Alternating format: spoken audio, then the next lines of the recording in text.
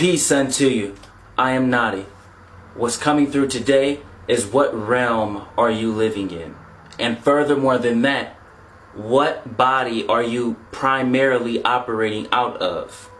See, people must realize that the you that you're seeing through this camera, this version of you, the version of you that you see in the mirror, the version of you that you see that's your neighbor, isn't the only version that is existing and influencing your environment.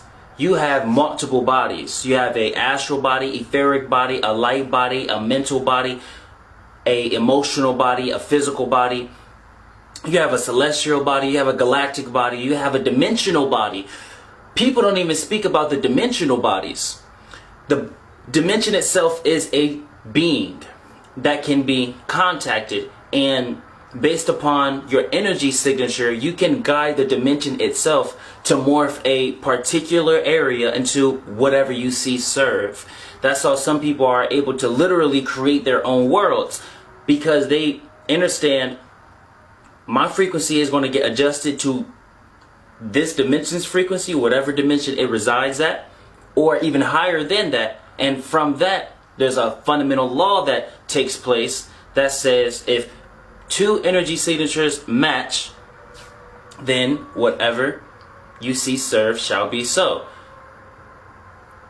The loophole to that in this realm is, even though love is primarily the source of all, people bring forth like dark ideologies and they use that loophole. They'll do just enough to raise their energy signature, but then manipulate the masses and manipulate certain realms and densities. Because there's versions of us that collectively agreed there's going to be a small pocket realm that aligns with the energy signature people brings forth as normal. So you have like the society, and you have the people that broke away from society, you have the outlaws, you have the elites. You have all of these people, and all of those groups that I just named, all of those labels are just consciousness. And that consciousness resonates at a specific energy signature. And the reason that energy signature thrives in the realm that it thrives in is because a mass amount of people agreed that, one, this is what the consciousness is, and two, this is going to be the energy signature we are going to be aligned at. We are going to align ourselves with the energy signature of the dimension first, and then we'll go from there, because we want to make sure everything that we see serve come into fruition. That's how sometimes if you are living your everyday life, let's say you and your friends want to go out, you want to go out, have a party or whatever, have fun, but let's say that's not you. When you go to that reality that all of these people see serve, all of these people subscribe to a specific energy signature, and you come in with a different energy signature, it's going to look like everything with your homie and all the people that's there and the friends is working beautifully, but the moment you try to get some girls, the moment you try to get some bottles, the moment you try to have some fun, everything just come crashing down. It's because your energy signature doesn't align with the energy signature of that realm. So the dimension says, with the laws in place, dictates you're not going to be able to maneuver properly in this realm because your energy signature is not mine. Now let's say your energy signature is higher. This is where we get into what realm are you residing in, also what bodies are you operating out of, because if you're existing with a higher energy signature, and we're using the term higher for human transcription, in truth there's no higher, lower, left, right, back, middle, none of that. Time, distance, none of that exists. But if you exist at a higher frequency, that means you're going to be operating on a soul level, on a spirit level, on an astral level, sometimes on an etheric level or a light body level, much more than a physical level. So if you are resonating at a high frequency and things still aren't going your way when you're trying to go out partying, when you're trying to have fun, when you're going downtown, you're doing all of these things, it's because there's a conflict. Now there's another law that gets in place, which means this: if you aren't 100% in the path that you are pursuing, it is not going to be so. You can kiss it goodbye. You have to be 100% sure of what you're going to do.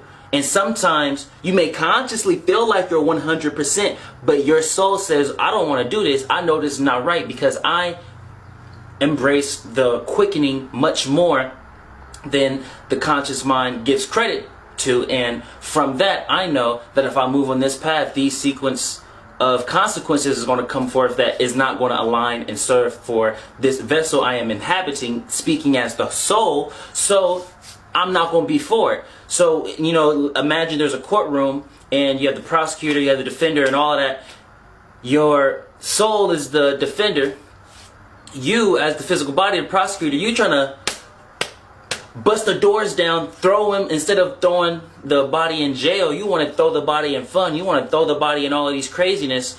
Or you want to throw the body with wherever your friends is going that isn't a part of the awareness factor and the remembrance. But your soul, the defender, is saying, well, we got all of this evidence that you are a light being. You are a child of God. So we're not going to allow this. Based upon this evidence, the dimension and all of these laws say you're not allowed to thrive in this reality. So if you find a way to bring up evidence saying that you're able to go to those realities, that's cool. But we're going to make it to where you can't thrive in those realities, because we don't want you to thrive in those realities. Because if you somehow, quote unquote, thrive, things are going to happen to you that is going to cause a level of lack. It's going to bring forth non-abundance. And that is basically hustling backwards. The soul does not hustle backwards. The soul lives in that which is abundant. So it's going to prioritize miracles and abundance over your fun. It may not be abundant to you right now, but give it 3 years, give it 3 days, give it 30 minutes. You're going to start feeling that abundance. Whew. They said the club got shot up. I'm so happy I ain't go. Whew. The homie said, oh, old girl was tripping and all this. I'm so happy I wasn't in the car when I was happy. Whew. Or the family said the family function is acting crazy. I'm so happy I didn't go to that barbecue. It does not seem like when you want to have fun and all of these cool things, if it comes crashing down, it doesn't seem like it's very abundant. But just give it some time. Just give it some time. You'll see the true abundance. So what realm do you reside in? What body are you operating out of? You know, if you're operating out of the physical body much more if you're associating yourself with that which is material. If you're constantly describing this world, if you're constantly doing things that pleases the flesh, if you're constantly having a rapid amount of emotions all throughout the day, you're prioritizing the flesh. Now, this is not to say emotions are not to be felt. You must transmute your emotions, allow them to come through you. Transmutation is just simply turning the stagnant into the flowing. Similar to what sage does. Sage does not protect you from anything because all is source. What do you need to be protected from? Literally, if all is source, I ask you this question. Do you believe God created all or nothing? God, A.K.A. source. Most people say God created all. Okay, then if source created all, then what do you need to be protected from? Well, these evil things. Well, if you know that source only creates out of love, these evil things does not exist. They only exist because you give them power to. So shift your perception on what sage and like Palo Santo and all these other things do. They just simply transmute the stagnant into the flowing. They allow the quicksand to just become sand instead of a sinking hole leading into an abyss. You know you're operating out of a light body, an astral body, a soul body. If you start dreaming more, if you start being more in love with yourself, and from that self-love you start to express it, that's how you know you're operating out of a soul, astral, light body level. And it all starts with the prioritization of the miracle. Are you going to prioritize something miraculous in your life, or are you going to prioritize those fun festivities that is only going to please your flesh and not your soul? Just know you don't have to do anything because heaven is already within you. You're already home. So with that, I say, welcome home.